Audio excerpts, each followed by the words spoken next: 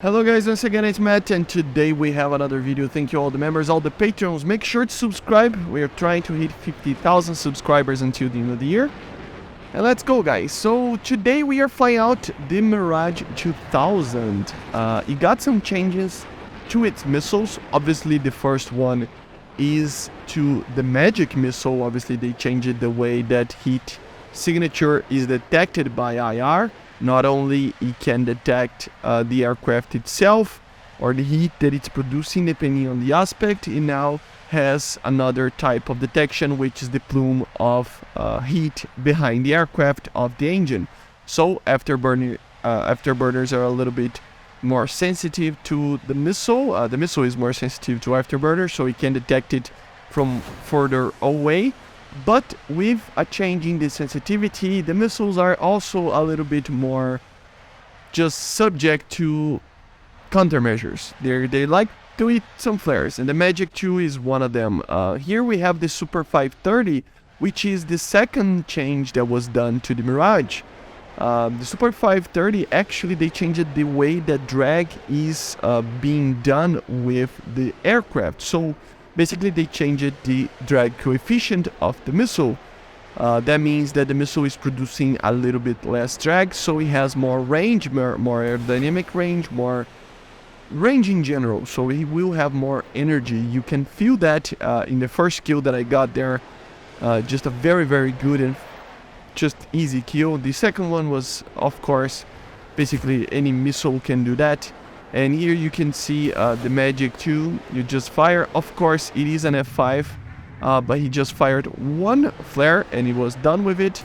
I fired the second, he fired a flare, and then a friendly passed right over the flare that the MatAWG actually locked. So, kind of unfortunate situation. Yeah, problematic, right? But still, the Super 530 right now, it is amazing, man. It really is. Like, I don't know, it's one of the best missiles right now. I still think that the R-27ER is the best radar missile in the game. It has more energy, it will turn like more due to that in longer ranges, right? But in like overall, like a medium missile, it is even better than the M7s in certain situations, man. It is a very good missile. And together with this radar, which is one of the best radars, it should be one of the best radars. Obviously, it is a radar from the late 80s. The RDI is a very late radar in the Cold War, from like 1987, 88. So yeah, it should be good, right? And together with this missile, man, it is really a very good aircraft. I have no idea why this aircraft is still at 11.3. Of course, the main problem with the Mirage is still there, the lack of missiles, basically the lack of a large quantity of missiles. You only have two MatAWGs, only two Super 530s, sorry. So you always need to go after the targets with the cannons at the end of the battle. Jesus. At the end of the battle, as you saw there. But it is indeed an aircraft that, even though it got technically a little bit of a nerf with the MatAWG 2. The Super 530 is so amazing right now that it's almost guaranteed. I mean, at least one kill is 100% you are going to get in a BVR engagement at the start of the match, if you play correctly. The second kill, I mean, it depends on the target. It can happen, but I would say that you can get like at least 60-70% of hit rates with these missiles. It is a very good missile indeed. Like, as I said, it is probably the second best missile in the game right now. I don't know, it feels like it's very much a tie together with the M7. Of course, I'm not really comparing to the Phoenix, because it is a very different missile. It is very bad at turning, right? But it is very good at long ranges. So it's not really fair to even compare them, but very different missile. But compared to the normal semi-active ones, it is one of the best ones right now. And use them, like really use them as BVR. As you normally will see, from like 1 to like 3 kilometers of altitude, you can get up to 20 to 25 kilometers of range in this missile. So the one thing is that don't expect it to just have energy like the ER and the AIM-7 on the long range department. So if the target does, basically turns, the missile is done, as you're going to probably see in this match. But if the target doesn't turn, it has basically the same range as those missiles. So it has a little bit of a disadvantage on that. The main advantage over the AIM-7 right now, it is the short range performance. It is fast accelerating.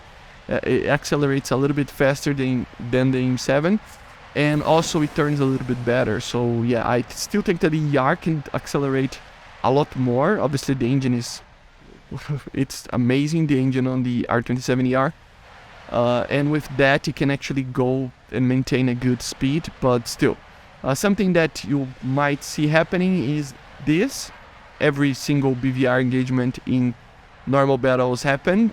Basically people go cold and you lose the missile, and it's basically that, right?